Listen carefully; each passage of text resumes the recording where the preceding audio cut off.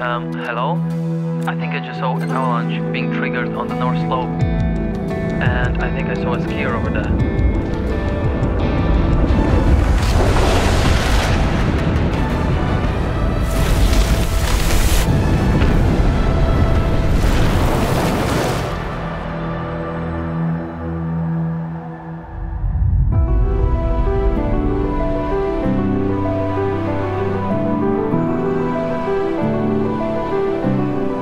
On a le plus beau domaine skiable, avec le domaine skiable des Trois-Vallées, 600 km de pistes reliées ski au pied, un paradis pour les skieurs du monde entier. C'est à peu près 150 000 skieurs par jour qui se croisent sur le domaine skiable et il faut leur permettre de skier tout en ayant l'impression qu'ils sont dans un domaine skiable qui est tranquille, qui est sécurisé.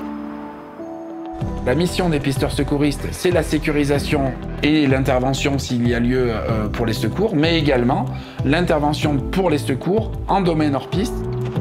Grâce à l'utilisation de drones pour tout ce qui est entretien, on expose un minimum les équipes sur des sites qui sont relativement dangereux. Nous avons un système de déclenchement à distance qui s'appelle le GazEx et donc ce sont simplement un mélange de gaz pour pouvoir déclencher artificiellement une avalanche en prévention. Ces GazEx demandent une maintenance et un entretien obligatoire. Le drone est venu nous épauler justement dans cet entretien, ce qui nous permet de pouvoir faire un premier vol de reconnaissance et d'exploration de tous ces GazEx et ensuite de déterminer les tâches d'entretien qui nous évitent de faire une deuxième rotation d'hélicoptère. Alors nous pouvons aussi utiliser le drone pour l'exploration et donc l'entretien aussi des remontées mécaniques. Une autre utilisation pour l'usage du drone, c'est l'exploration sur le risque naturel. On peut citer les risques de chute de rochers et également les glissements de terrain ou les glissements de boue. La plus belle histoire est sans doute le sauvetage d'une personne qui a été prise par une avalanche et qui a été sauvée, on peut le dire, par le drone.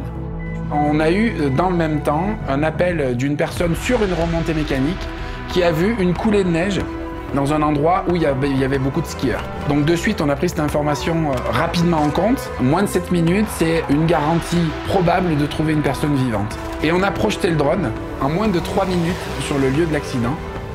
Et on a vu, avec les images en direct que le drone nous apportait, qu'il y avait une personne qui dépassait de ce mouvement de neige, donc de cette avalanche. La puissance du zoom me donne un temps d'avance. Je n'ai pas besoin de me faire voler le drone sur le lieu d'intervention, ce qui fait gagner en autonomie de batterie et en temps d'intervention.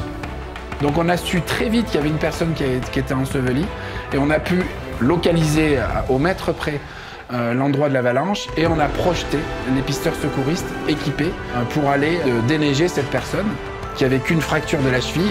J'ai envie de dire rien par rapport à l'ampleur de cette opération de secours. Pour moi, l'utilisation du drone deviendra indispensable dans les stations de ski du fait de l'utilisation qu'on en a actuellement, mais surtout dans le futur avec des utilisations auxquelles on n'aura même pas pu imaginer.